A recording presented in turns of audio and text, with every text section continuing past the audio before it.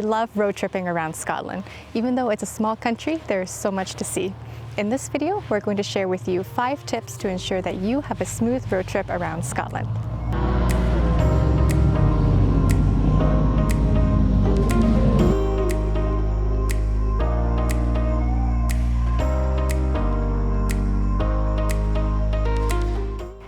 Now, these tips are specific to the UK and more specifically Scotland, so we won't be sharing standard road trip tips like ensuring your car is in good working order.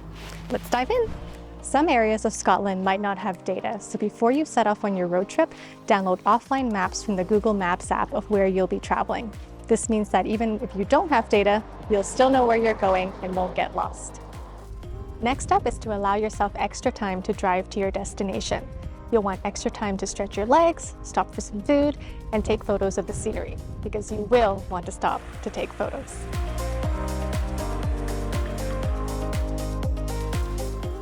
We usually recommend adding 1 to 2 hours to the estimated driving time provided by Google Maps. This is also especially useful if you have to take any ferries during your road trip, since you'll want to arrive nice and early. If you're from a country that drives on the right side of the road, familiarize yourself with driving on the left side of the road. It shouldn't be too difficult to get used to. Your brain should automatically mirror all of the rules. The only thing that I personally found difficult to adjust to was that I tended to drift too close to the middle of the road because I was used to sitting in the left side of the car.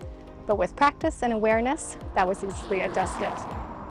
The other thing to add to this tip is to make sure you understand how to use single-track roads. They are quite common in rural areas, and they are indeed roads that have a single lane with passing places. So if a car is coming towards you and the passing place is on your right side, stay on the road and let the other car go into the passing place. And if the passing place is on your left side, then you should go into the passing place. There can also be times where you don't see a car until it's right in front of you and one of you has to reverse into a passing place. So just use common sense. Whoever is closest to the last passing place should be the one reversing, although some exceptions may be made if you're driving on a hill. Also, if you're driving on a single-track road and it looks like a local is behind you, let them pass.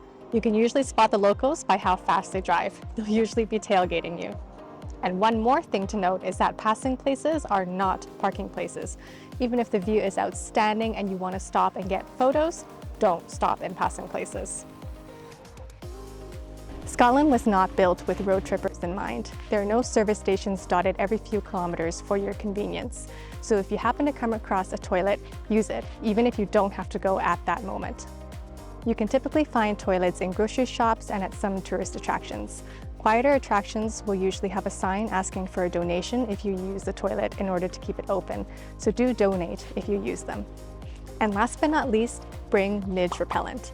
Midges are little flying bugs that resemble fruit flies that can come in swarms in northwest Scotland between May and September. They bite any part of your skin that's exposed, creating itchy welts. So if you'll be in Scotland in any part of the year where there can be midges, be sure to bring your midge repellent. We just want to close off by saying that the most important thing to remember when taking a road trip in Scotland is to enjoy the drive. Don't try to rush to your destination. Scotland is a beautiful country where the drive is part of the journey. We hope you enjoyed this video. Please give it a like, subscribe to our channel, and comment below on what your favorite part about road tripping around Scotland is. And we'll see you in the next video.